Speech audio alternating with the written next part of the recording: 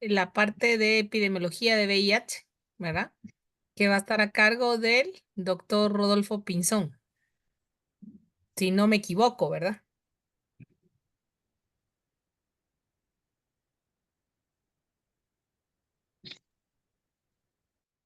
Sí, buenas tardes. Ahorita vamos a compartir la...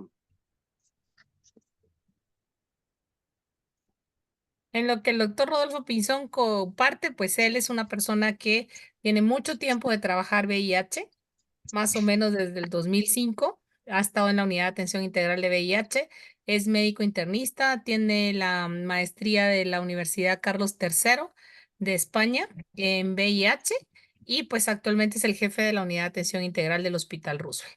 Lo dejamos con todo el micrófono, doctor Pinzón.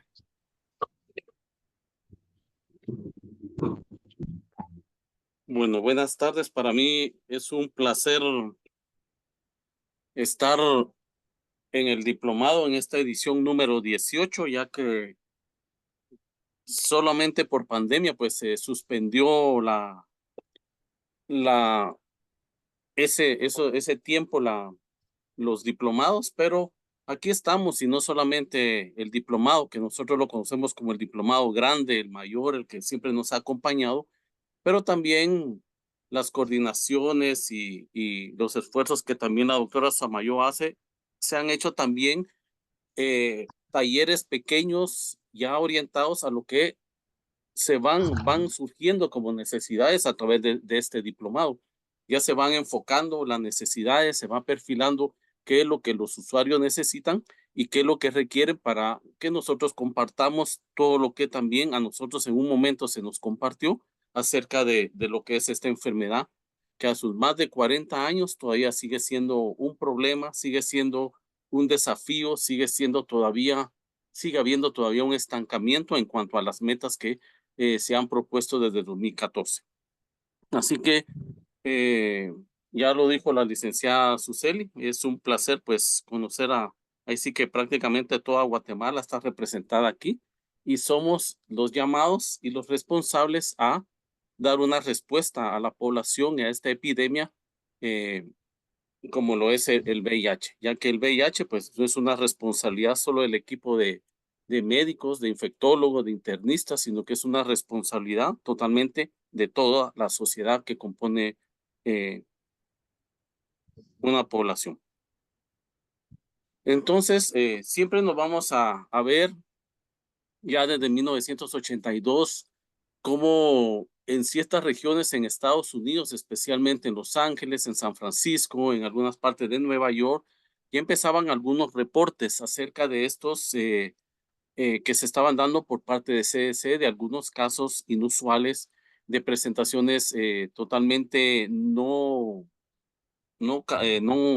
muy atípicas que estaban viendo ellos y ya ellos estaban reportando estos casos. Curiosamente, no sé, en la comunidad médica muchas veces la literatura médica que producimos muchas veces no la consultamos. No sé por qué sucede ese fenómeno, porque este boletín epidemiológico sale con cierta frecuencia y es interesante ver que mucha de la comunidad médica cuando hicieron una encuesta que cómo empezó a escuchar acerca de estas nuevas presentaciones en estas poblaciones, lo dijeron a través de periódicos ordinarios como el New York Times o estos periódicos y no a través de estos boletines oficiales que muchas veces suceden. Entonces, eso solo son cosas de las historias que van saliendo acerca de lo que es el VIH. Es una epidemia viva, le llamo yo, es una epidemia que ha ido cambiando cada vez que uno intenta ver algunas situaciones y si no pone atención a su entorno, va agarrando diferentes caminos y por eso es que muchas veces se centra en determinadas estrategias y se van debilitando, se van olvidando otras y no se van haciendo lo que llamamos nosotros sinergia de estrategias. Al principio, pues como ven ustedes en los reportes, siempre fue acerca de,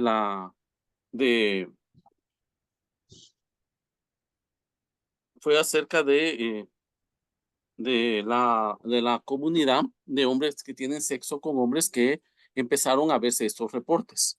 Y es por eso que empezaron ya las situaciones de estigma y discriminación en esos momentos, porque fue una de las epidemias que fue totalmente dada a hombres homosexuales y por eso es que le llamaban lo que era la epidemia rosa.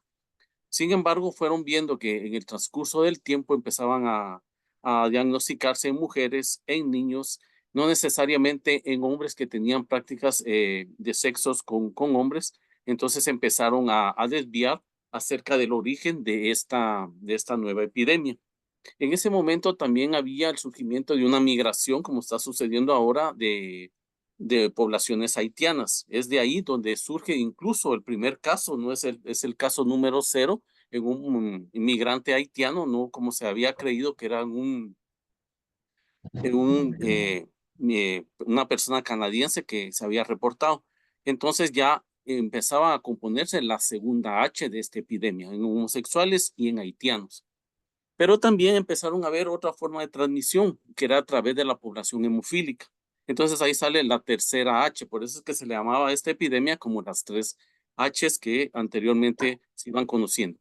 Ahora ya sabemos los mecanismos de transmisión, los vamos a ir viendo en el transcurso del diplomado, porque es importante saber cómo se transmite y también cómo no se transmite para nosotros empezar a tener la claridad acerca de este virus, la afección que va teniendo de manera sistémica, las consecuencias que están teniendo y ahora el acompañamiento de las enfermedades crónicas propiamente de la edad que están viendo los pacientes.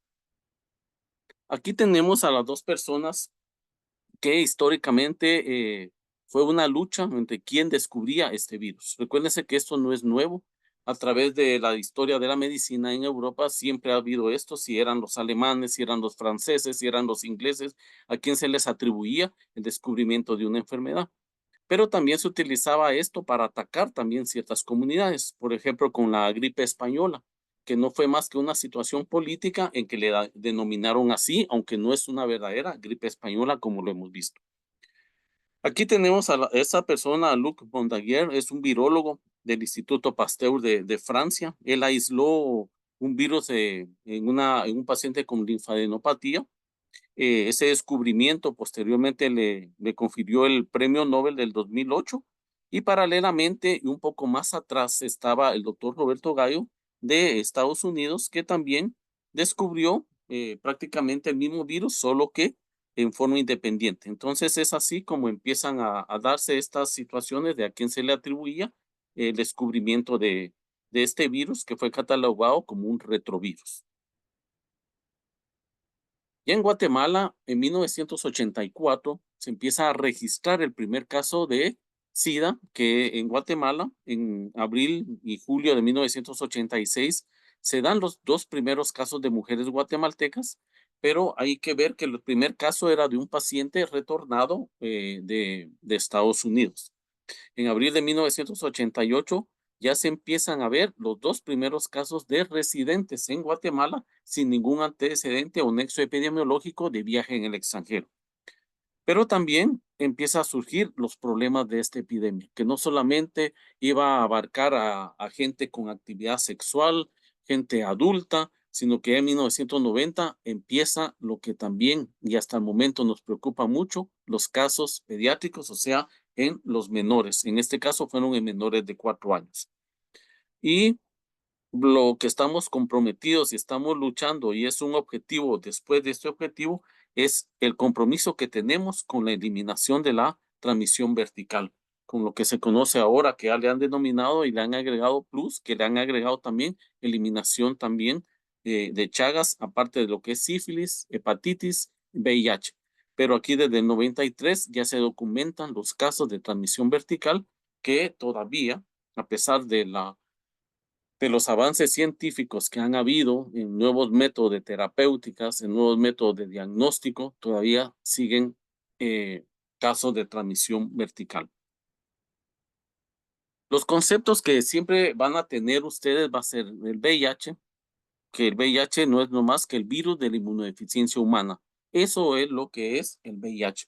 Ahora, pues ya hablamos nosotros con otro tipo de lenguaje cuando la persona tiene este virus como persona viviendo con VIH o ahora que se le ha denominado de una manera no tan discriminatoria como suele suceder, que es igual o similar a un caso SIDA, que tampoco tiene ninguna connotación de este tipo, pero lamentablemente una mala práctica que sucede en las personas es llamar a las personas por el nombre de la enfermedad.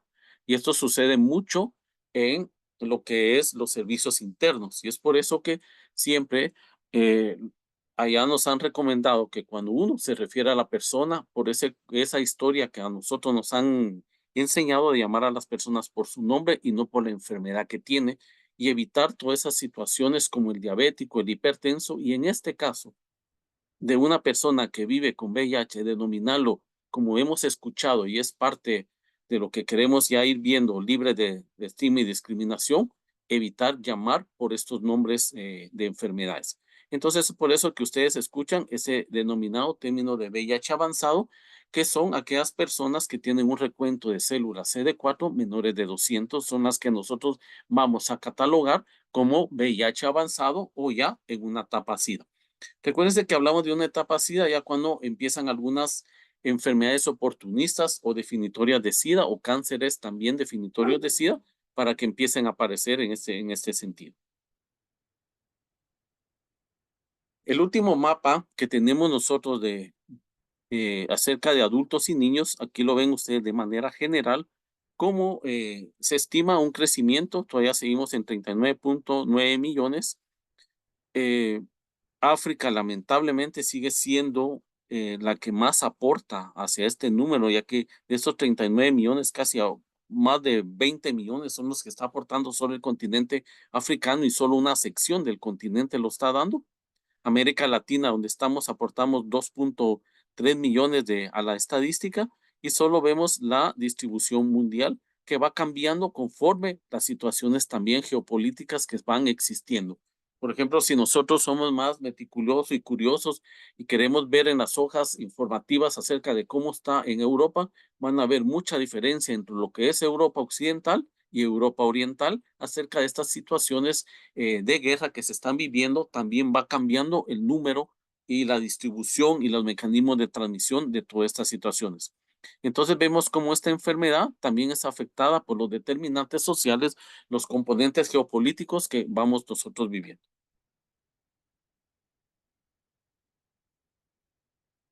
A nivel global, ya vimos nosotros, 39.9 millones de personas vivían con VIH a finales de 2003. Solo más de 20 millones les había mencionado. Aquí está la cifra exacta, sumando todo lo que es África subsahariana, más la del costa del Mediterráneo, ¿no? Casi 26 millones son los que están en África. Y como les decía, lo lamentable de esta epidemia es todavía la afección que tiene de 1.5 millones a niños. El 53% de todas las personas que vivían con VIH son mujeres y niños, o sea que aquí vemos también un grupo etario también muy importante que hay que ponerle atención en las estrategias que se van implementando, que no debemos de olvidar a las poblaciones que veníamos cuidando. Esto anecdóticamente, cuando empezó aquí en Guatemala, tal vez la comunidad o la población que mejor adoptó las medidas de prevención fueron las mujeres trabajadoras sexuales, ya que ya se apegaron mucho a las estrategias de barrera, de comportamiento, de todas las situaciones que se hacen, y es por eso que los números han controlado mucho, pero se han apegado mucho a esto, pero también se nos van olvidando en las nuevas estrategias de incluirlas también para seguirlas cuidando y de esa manera seguir nosotros eliminando en esos grupos pequeños, pero que representan también la fuente de la epidemia, controlarlos. Ahora ha costado mucho en los cambios de comportamiento que pueden haber, sobre todo en las comunidades de hombres que tienen sexo con hombres, las situaciones también que se están viviendo en torno a los comportamientos, que es lo que al ser humano le cuesta mucho, que es esto, el cambio de comportamiento. Porque las estrategias están, pero si no hay un cambio de comportamiento o no hay una sinergia de estrategias para orientar un cambio de comportamiento, todavía vamos a seguir teniendo los nuevos casos que más adelante les voy a presentar. Y también miremos un número de 630,000 personas murieron por enfermedades relacionadas a VIH. Si bien los números se ve una reducción estadísticamente que vamos muy bien en la mortalidad, también recordemos que estas muertes representan una familia, representan también un padre, un hijo, una madre. Por lo tanto, no solamente estas muertes estadísticas que nosotros estamos viendo acá. ¿Qué pasa con las nuevas infecciones? Que a pesar de que ha disminuido la mortalidad, que hay un acceso cada vez mucho mejor a terapia antirretroviral en algunas regiones, al menos Guatemala, el acceso es totalmente gratuito por medio del Ministerio de Salud Pública y Asistencia Social a través de sus unidades. Siempre estamos teniendo este problema que son las nuevas infecciones por el VIH. O sea que esta es la única curva que no ha, la única línea en la gráfica que no ha disminuido. Si ha disminuido es muy discretamente y podríamos decir que se ha estancado, ya que si se han reducido un 60%, todavía las nuevas infecciones representaron 1.3 millones, de los cuales 44% se dieron en mujeres y niñas. Entonces el objetivo, ¿qué era? Cuando teníamos las metas 90, 90, 90, que es, más adelante se las voy a explicar, que surgieron en 2014, el objetivo era las nuevas infecciones reducirlas a tres. Primero fue a 500,000, luego bajarlas a 370,000, pero todavía seguimos teniendo una diferencia de 930,000 reportes que se están dando de nuevas infecciones. Entonces, el progreso que se venía dando desde el 95 al 2012 y del 2012 hasta la fecha es un progreso que se ha ido estancando en los últimos años. En América Latina, nosotros vemos esto. 2.3 millones, que fue lo que representábamos. Contribuimos con las nuevas infecciones en mayores de 15 años, y nuevas infecciones que todavía se van reportando y las muertes relacionadas con SIDA. O sea que los comportamientos también son distintos y van cambiando de región a región, incluso de Guatemala en Guatemala. Cada unidad va teniendo sus propios datos y comportamientos de su propia población. Por eso es que muchas veces las estrategias deben de adaptarse al entorno de la unidad de atención integral con principios generales, pero deben ser adaptadas al entorno donde están dando. No todas las estrategias van a ser funcionales para todas las unidades de atención integral, pero los principios se deben de mantener en tener una prueba disponible, el acceso a tratamiento que se debe de tener e ir también incrementando el conocimiento acerca de esta epidemia. Muchas veces podemos tener el compromiso, el deseo, todo el entusiasmo, pero si no tenemos el conocimiento, también nos volvemos un factor predictivo negativo en la sobrevivencia del paciente. Y muchas veces podemos tener todo el conocimiento, los títulos y todo lo que queramos nosotros, pero si no tenemos ese compromiso de dar algo más como ministerio, como unidad de atención integral, también se dificulta la atención para los pacientes. Este es un mapa histórico que siempre a mí me encantó desde que empezamos nosotros con el doctor Mejía también a presentarnos cuando en el 2013 empezaban a ver la evolución de los casos detectados en la epidemia, donde principalmente se hablaba de un corredor, se concentraban en ciertos departamentos. Es por eso que en esa época la necesidad de esas primeras 5 unidades de atención integral, 2 a nivel de, como es el San Juan de Dios y el Hospital Roosevelt, también fue Coatepeque, Escuintla y Puerto Barrios, fueron las primeras que empezaron a desarrollarse, y después que se creía que era una epidemia netamente concentrada a área urbana, a un corredor, a estos departamentos. Cuando se vieron viendo los casos que ustedes van a ver, por ejemplo, cada punto representa un caso. Vamos viendo que no solamente es en los departamentos que miramos, se pensaba que en las Verapaces no había o no podía todavía manifestarse o detectarse la transmisión del virus, y empezamos a ver y a notificar ya que prácticamente los casos reportados se iban incrementando en todo lo que es el territorio. Y es ahí donde nace la necesidad de dar respuesta de una manera descentralizada a las personas a través de estas unidades y dependiendo de las necesidades que existan a nivel comunitario. Entonces, en Guatemala también empezamos a tener ese mismo comportamiento. Empezamos a tener esta situación nosotros, donde creo que moví donde empezamos a ver nosotros el comportamiento y las gráficas que se van viendo, que esta es solamente una fotografía en ese momento que se da, pero los que han trabajado en unidades de atención integral van viendo que esto va teniendo una especie de vida y va comportándose, moviéndose si uno no analiza, no se sienta con con las demás personas para ver en dónde estamos y qué es lo que necesita la población de la unidad.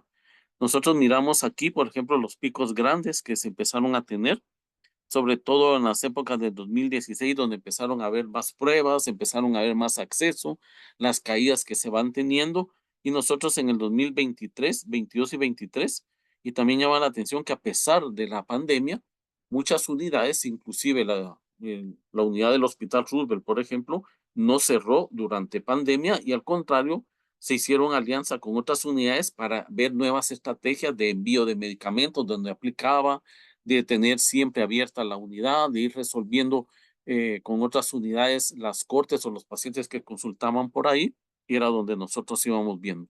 Pero nosotros vamos viendo que siempre los nuevos casos se mantenían. Y esto hay que verlo con preocupación porque algo en algún momento en el abordaje de la epidemia estamos haciendo o no estamos viendo qué camino está tomando la epidemia. Miramos nosotros que a nivel de Guatemala, 7 departamentos representan más del 69, casi el 70% de los casos que se reportan. Ustedes los miran que es Guatemala, Escuintla, San Marcos, Izabal, Petén, Alta Verapaz y Quetzaltenango, donde más se han reportado los casos notificados en estos, sin olvidar los demás. Vemos nosotros también en Guatemala cómo se comporta el grupo etario.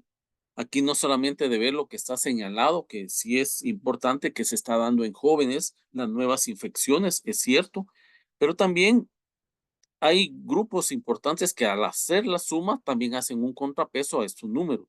Si nosotros empezamos a ver los mayores de 50 años, vamos a ver que ya representan un grupo importante. Y no solamente un grupo importante en cuanto al diagnóstico, sino también a las comorbilidades que van asociadas hacia el manejo de estos pacientes. Recuérdense que tratamiento para VIH no es solamente dar la caja, la bolsa o el paquete o el estuche de antirretrovirales y nos vemos dentro de 3 meses. Es un manejo integral, un seguimiento integral como una enfermedad crónica que es ahora el VIH. Entonces, ahora, ese es otro concepto importante, el VIH es una enfermedad crónica que debe de abordarse como tal en una unidad multidisciplinaria para enfermedades crónicas y con este enfoque que se debe tener. No es solamente despachar medicamentos antirretrovirales. Si bien son estrategias que posiblemente en África las estén utilizando en algunos lugares, porque la epidemia de ellos es generalizada, no tanto así en Guatemala, que nos permite de una manera llevar un seguimiento integral de esta enfermedad crónica. Entonces aquí tenemos las diferencias, porque muchas veces escuchamos nosotros a qué se refieren con una epidemia generalizada, una epidemia concentrada. Guatemala, pues, es una epidemia que se ha concentrado, es una epidemia que no es generalizada, tenemos una prevalencia de menos de 1%, pero sí tenemos en algunas comunidades concentradas donde representa más del 5% y esto lo representan más que todos hombres que tienen sexo con hombres y mujeres trans que ellos se ha concentrado más lo que la epidemia. Y una epidemia generalizada, como por ejemplo en África, tienen esta definición que sostiene por sí sola a través de la transmisión heterosexual, no por grupos concentrados, y la prevalencia VIH entre las mujeres embarazadas es superior al 1%. Por eso es que aquí las estrategias son totalmente diferentes a cómo pueden aplicarse aquí en Guatemala. Esto puede ser, y se lo digo porque muchas veces lo que funciona en un lado no necesariamente va a ser aplicable y funcional para otras regiones. Viendo la situación de la epidemia del VIH en el 2014 en México, ya desde una manera y objetivos políticos, se empezaron a ver estas metas urgentes para ver erradicar lo que es el VIH. Eso fue también importante porque de aquí, aunque parecían utópicas por las razones y las situaciones reales en que estábamos viviendo las unidades de atención integral, mirábamos nosotros esto como un sueño pero que si uno no se fija un objetivo, no se cumplen también. Me recuerdo yo que en esa vez, pues no habían condiciones como país, fue una firma más política que se dio, pero impresionante al tener esta meta al tener nosotros esos objetivos y este reto que he aprendido que en la unidad hay que ir caminando rápido, con los jefes anteriores que yo he tenido, que realmente son de una velocidad impresionante que a veces necesita uno más cardiovascular para poderlos alcanzar, se lograron alcanzar. Estas metas, sino que nosotros nos propusiéramos o hiciéramos una situación en ese momento de firmar como tal, cuando empezamos a ver por los objetivos, por el compromiso, por el liderazgo que se tiene en la unidad, se cumplieron con estas metas. Entonces se empezaron a dividir estas metas en lo que se llaman las cascadas del continuo, que es un método para evaluar cómo estamos en una enfermedad crónica, qué nos hace falta, dónde estamos llegando y qué es lo que tenemos pendiente por cubrir. Entonces teníamos las famosas metas 90-90-90, que era conocer el 90% iba a conocer su diagnóstico, el 90% iba a ser vinculado y el 90% iba a tener una supresión virológica con el tratamiento. Ya después, en el año 2030, e incluso ya las pasamos, ya estamos sobre ellas, ya estamos empezando a trabajar las metas 95-95-95 y todavía estamos ligeramente estancados, ya que a nivel de país puede ser que no llegamos al 90-90 al principio, sí lo podemos tener en supresión virológica. Es un país que sí tiene muy buena supresión virológica, aunque posiblemente los diagnosticados no estén totalmente en el 90, ya que se estima que a nivel de Latinoamérica tenemos tal vez el primer pilar alrededor del 80-85% debajo de la meta que estamos. Esto cambia también porque si se hace el análisis por unidad, es diferente cómo se va a comportar. Hay algunas unidades que puedan tener ya las metas cumplidas, otras no, pero al sumar como país, hacemos que no llegamos todavía a las metas que se han puesto. Eso no quiere decir que vayamos mal, lo que al contrario, han habido progresos que se han tenido y históricamente cada momento se va viviendo para que esto se vaya logrando, como lo es la conformación de una verdadera unidad de atención integral que dé respuestas a esta enfermedad crónica. En lo que es la unidad de atención integral, nosotros miramos, por ejemplo, las personas que son estimadas. Esto también es un factor que afecta también mucho a las cascadas. Hacer el ejercicio de estimación es sumamente complicado. Esto va a depender de mucho de cómo se recolecten los datos y cómo se haga ese ejercicio, ya que incluso el mismo SIDA ha tenido que hacer algunos recálculos para poder establecer cómo se va comportando la epidemia y esto muchas veces va afectando los objetivos. Entonces nosotros teníamos como esto, el 88%, 73 y 60. Vamos viendo cómo a medida que se van viendo la atención del continuo, va cayendo esa columna y es lo que le llaman la cascada del continuo. O sea que tenemos un estimado, tenemos las personas que conocen su diagnóstico, las personas que están en tratamiento y las personas que están suprimidas, todavía con un rango grande que es de 1000. Si fuéramos más estricto, pues fuéramos todavía un poquito más grande esta columna, pero tenemos también muy bueno, muy buena terapia antirretroviral y algunas unidades, pues sí hace falta trabajar mucho en los países y algunas situaciones, que es el compromiso que se tiene que tener y ahora que se pueda conformar un personal permanente y ya fijo, puede hacer que esto pueda ser un punto de partida para poder manejar la epidemia más adelante. ¿Qué pasa con el Hospital Roosevelt, que es una de las unidades que nació con la epidemia? Una de las unidades de referencia en los cual tenemos más de 5.300 pacientes que se están teniendo. Ahora ese número pues ha venido quedando en ese momento porque ahora recuérdense que hay más opciones de descentralizar, de traslados, de que el paciente tenga esa opción de ir trabajando las situaciones de ya no tener miedo.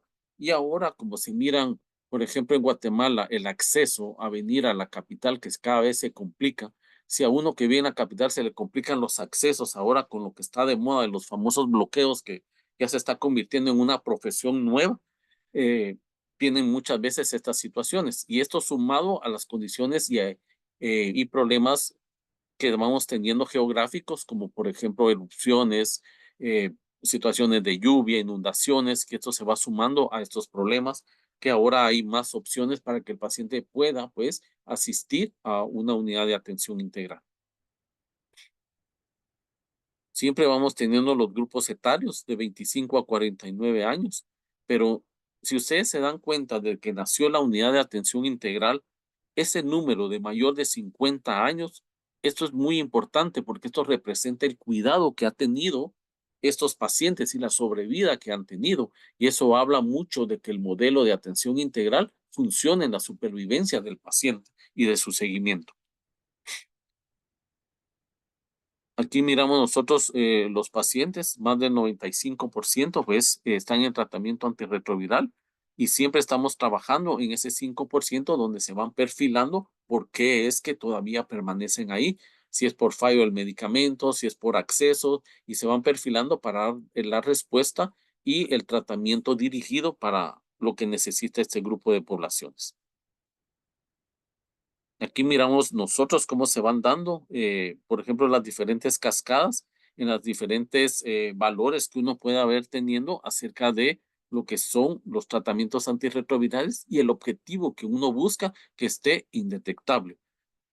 Muchas veces en las guías y sobre todo OMS es un poquito, siento yo, eh, muy condescendiente en permitir que hasta 1000 puedan ser pueda considerarse como indetectable, cuando en otros lugares, por ejemplo, las guías europeas, la guía estadounidense, la guía británica, son demasiado estrictos que incluso ellos menos de 50 copias es el objetivo que ellos tienen, que es la meta y que uno se debe tomar.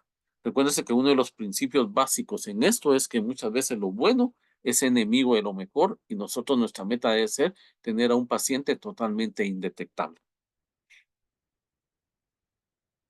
En los niños también nosotros vamos viendo, también el Hospital Roosevelt pues tiene las cortes más grandes de población pediátrica. Para eso hay pues en la unidad de atención integral, un área específicamente solo para pediatría, que está liderada por dos pediatras que tienen mucha experiencia y todo un equipo multidisciplinario que también ha trabajado mucho a esta área. Y por eso fue que escuchaba yo ahí que han incluso trabajado un taller o un diplomado estrictamente pediátrico por lo importante que es esta población que se está atendiendo. Entonces los caminos que nosotros vamos teniendo de la infección por VIH avanzado es, en primer lugar, como vimos a través de la historia, disminuir la mortalidad, que no se nos muera. Por eso es que había muchos medicamentos con efectos secundarios terribles, pero sin embargo la gente no se quería morir y esos eran los tratamientos que estaban dándose. Posteriormente, ahora, pues los perfiles de medicamentos son mucho más seguros, más simples, con mayor potencia, con mayor robustez que se van teniendo, que logran tener un control de carga viral sumamente elevado, sumamente controlado con una sola toma al día. Pero también hay que tener cuidado que los esquemas, como van a ver ustedes más adelante, también van a haber poblaciones especiales que se deben de ir construyendo las combinaciones de medicamentos a cada necesidad. Y esto nos lleva a qué? A tener el control virológico. Ya desde 2007, ya en Canadá, un médico argentino ya empezó a ver que a menor carga viral, menor transmisión y menor mortalidad. O sea, la carga viral es uno de los principales predictores tanto de mortalidad que pueda tener un paciente y por eso es importante el control de la carga viral, no solamente por la transmisión que pueda tener, sino por todo el daño al organismo en los procesos inflamatorios y las comorbilidades que más adelante van apareciendo.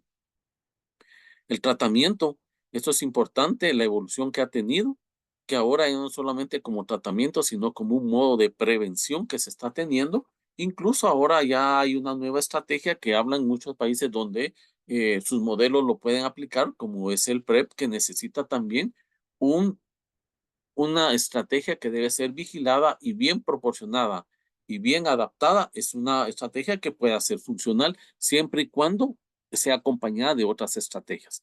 Recuérdense que la pastilla no es mágica, eso no ha evitado las nuevas infecciones, a pesar de que algunos usuarios han accedido a terapia PrEP, siguen infectándose todavía y sobre todo han sido acompañados de otras enfermedades, sobre todo de transmisión sexual. Por lo tanto, como les mencionaba al principio, el cambio de comportamiento es importante trabajarlo en nuestras poblaciones. ¿Qué caminos nuevos se está teniendo? Si bien estamos controlando, estamos teniendo nuevos medicamentos, estamos teniendo nuevos métodos diagnósticos, tenemos que ver que los pacientes todavía siguen presentándose de una manera tardía, de una manera avanzada, de una manera todavía en etapa SIDA que estamos teniendo o en VIH avanzado. Sigue siendo alta.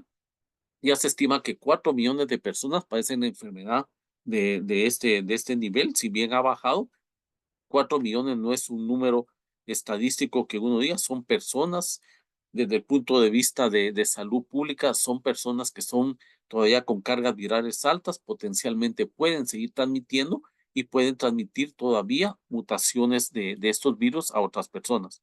Y la mortalidad que es en ellos, todavía que se está presentando. La vinculación efectiva todavía tiene que darse, ha mejorado mucho siempre y cuando no se olvide cuál es el enfoque de una vinculación efectiva. Y esto es dar un acompañamiento desde la navegación externa hacia la vinculación del paciente para que él pueda acceder, ir conociendo, ir sintiendo confianza, ir resolviendo dudas. Esto es lo que se hace una vinculación efectiva. Por eso es que es importante que estas personas que están trabajando con nosotros en salud también tengan de qué es y qué no es la enfermedad, qué se hace y qué no se hace. Porque muchas veces empezamos nosotros a dar consejos, a dar esto, y recuérdense que una vinculación efectiva no es nada de eso. Necesita otro acompañamiento en salud. Otra población también son los abandonos, y determinando las causas del abandono, porque es simplemente no, por la aceptación, si hemos trabajado bien esa aceptación. Recuérdese que como enfermedad crónica, un paciente que no acepta su enfermedad, es muy difícil llevarle un seguimiento porque sencillamente no va a creer que tiene la enfermedad o que no necesita la enfermedad y va a estar solo dispuesto a cualquier curación milagrosa o cualquier otra situación que pueda escuchar y va a abandonar el tratamiento. Por eso que esa vinculación va acompañando para que este abandono. Y como siempre lo hemos dicho y está documentado que el paciente en el primer año es el más importante para él, porque de ahí va a partir que si él va a estar vinculado o va a tener problemas en la adherencia futura que va a tener.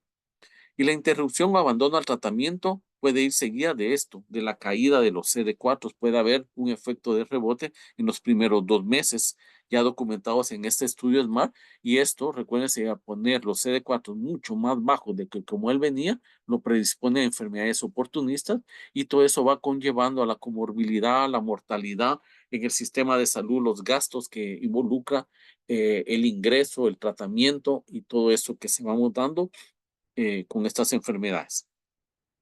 Y recordemos nosotros que el VIH pues no se considera como por ejemplo Chagas, no se considera una enfermedad desatendida porque el acceso a prevención y tratamiento existe.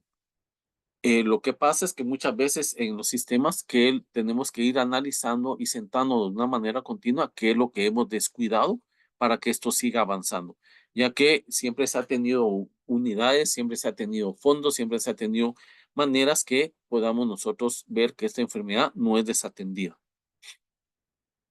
Y este es solamente un gráfico donde resume todos los ámbitos de la mejora de la infección que vamos a ir teniendo desde el manejo de la infección, los aspectos epidemiológicos sociales que se van teniendo y también ir teniendo los pronósticos que van desde el tratamiento. Siempre tenemos que tener, ahora hay accesos a tratamientos a través de diferentes mecanismos y eso es importante. ¿Y qué tenemos que evitar nosotros?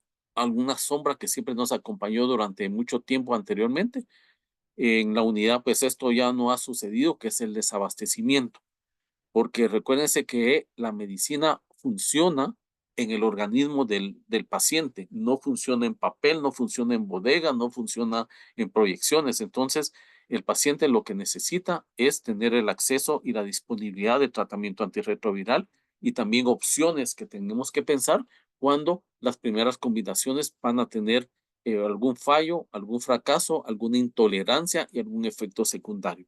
Por eso le digo que esto se va complicando y a medida que van viendo los módulos, esto y esto va a ir sumando más y cómo es por esto que en otros países el VIH se considera una verdadera especialidad. Entonces, con esto, no sé si tengan alguna pregunta, duda.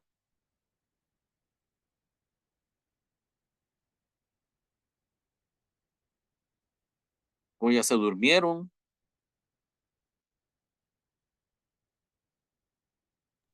No, doctor, muchas gracias, todo claro.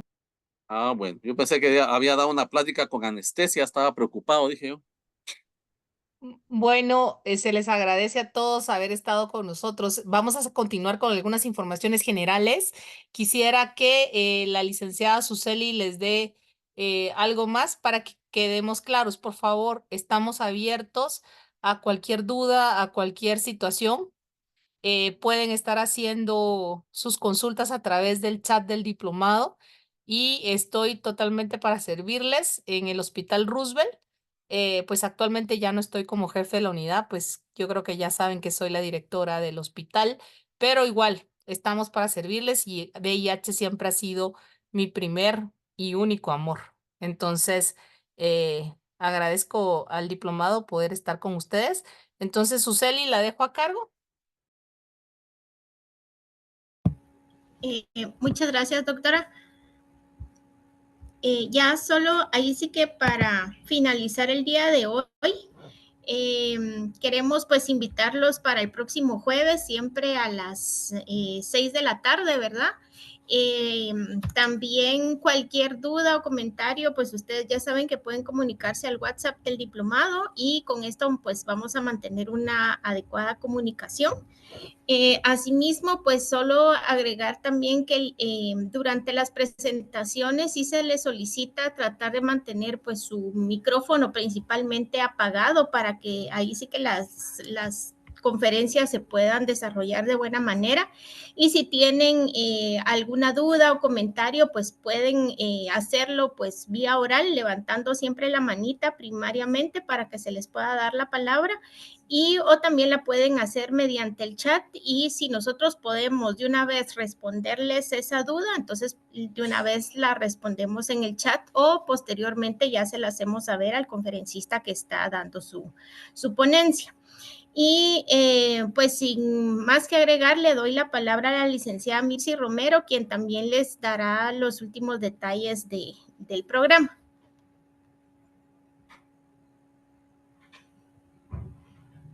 Buenas noches, como ya les mencionaron, ¿verdad? Toda la comunicación queremos que esté siempre abierta. Cualquier duda que tengan, inquietud, comentario, algo que haya quedado pendiente, por favor, háganoslo saber por medio ya sea del chat o del correo.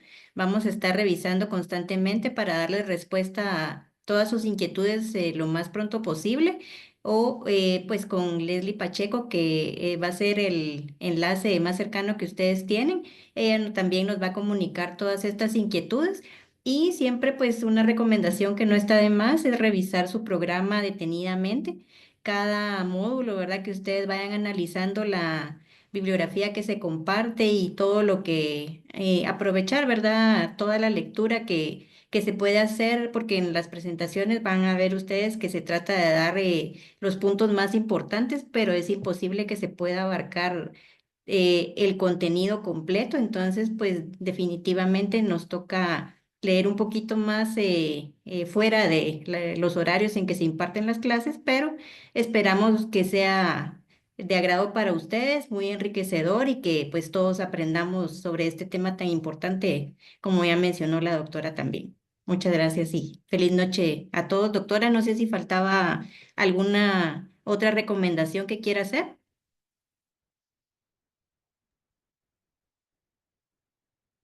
¿O alguien más? ¿El doctor Solo Pinzón? una, Missy, aquí está proyectado lo que es el QR y también se les va a mandar lo que es la dirección o el link para que puedan registrar hoy las horas créditos a través del Colegio de Médicos y Cirujanos de la actividad del día de hoy. Recuérdense que ahí está el formulario pues pide el correo, el número de colegiados sin guiones, sin coma, ahí están las instrucciones.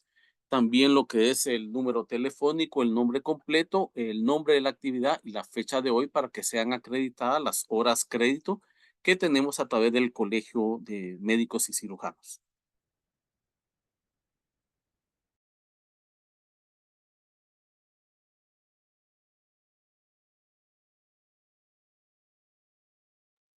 No sé si hay algún otro comentario o duda. Una mano levantada, adelante. Buena pregunta, buenas noches. Si no tenemos nombre de colegial, lo colocamos, no aplica o no llenamos el link. No se llena el link. Digamos, este es de las horas de crédito, sí está destinado es del parte del colegio de médicos que se tiene, pero sí se necesita estar colegiado activo en las diferentes profesiones que el colegio indica. Gracias. Una consulta, en el caso de nosotros que somos psicólogas, ¿sí podemos colocar el número de colegiado? Sus horas crédito son a través del colegio de médicos y cirujanos. No, solo el colegio de psicólogos. Ajá, sí, en este caso sí, solo creo que es enfermeras licenciadas en enfermería profesional, y en el segundo apartado del formulario creo que están las profesiones que sí están por parte del colegio de médicos y cirujanos. Gracias. Otra consulta. También indica el tema de la conferencia. ¿Ponemos el nombre del diplomado o específicamente el de hoy? El nombre del diplomado y la fecha del día de hoy. Bien, muchas gracias.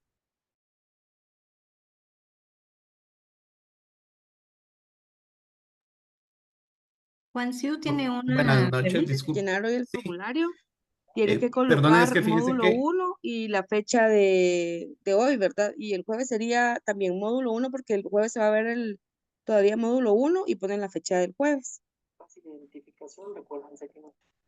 solo tengo una duda. Con el colegiado no me permite continuar si no agrego una respuesta, porque dice que es un campo obligatorio y yo no tengo colegiado con ustedes.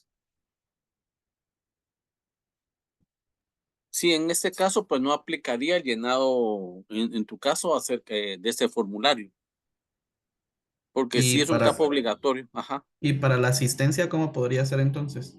La asistencia, la licenciada Melrose, a través ya cuando vayan con la plataforma y hoy que está grabada, pues eso va registrándose la Ah, ok. asistencia. Muchas Ujú. gracias. Bueno, Ok. Entonces, así como yo tampoco, que soy psicóloga, no tendría que llenar este formulario. Solamente sería para los del colegio de médicos, según sí, entendí. licenciada, sí es correcto. Muchísimas gracias. Sí, es que este link que el doctor Pinzón compartió es solamente para los médicos, para que les vayan acreditando sus horas crédito del curso. Buenas noches, perdone.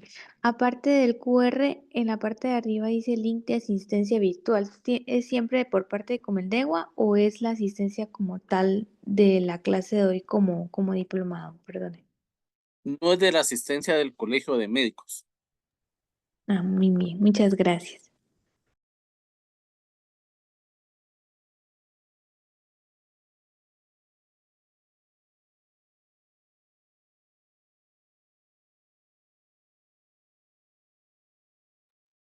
Sí, perdón, Suseli, ¿cuál era la pregunta de hemofilias? Que tenía uno de... Gracias, doctor. Juan Andrés Rodas pregunta por qué las hemofilias formaban parte de las 3 HS, que si hay Ajá, alguna correlación de VIH con hemofilias. no, esta es la correlación, fue por las transfusiones. Recordemos que estamos hace 40 años también en hemofilia, era casi pacientes politransfundidos. Entonces, esta era la vía de transmisión que tenían esa población. Gracias. Bueno,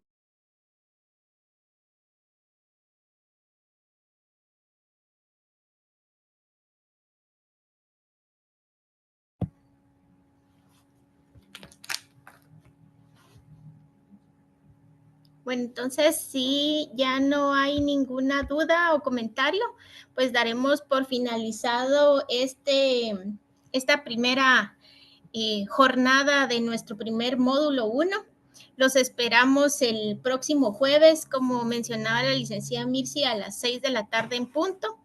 Y cualquier otra duda que surgiera o comentario, entonces pues lo pueden hacer al correo del diplomado o al WhatsApp que ya se les compartió por medio del chat donde ya tuvieron comunicación. Entonces les deseamos muy feliz noche y nos vemos el próximo jueves.